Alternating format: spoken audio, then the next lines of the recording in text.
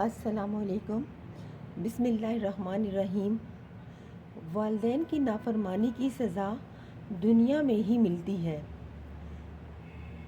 امام بخاری رحمۃ اللہ علیہ فرمایا کرتے تھے کہ اے مسلمانوں، اپنے والدین کے ساتھ نیکی کا برتاؤ کرو تاکہ تمہاری اولاد بھی تمہارے ساتھ نیکی سے پیش آئے۔ اللہ تعالیٰ کی رضا ماں باپ کی رضا میں اور اللہ تعالیٰ کا غضب ماں باپ کے غصے میں پوشیدہ ہے۔ کبیرہ گناہوں میں سب سے بڑا گناہ اللہ تعالیٰ کے ساتھ شرک کرنا اور ماں باپ کی نافرمانی کرنا ہے۔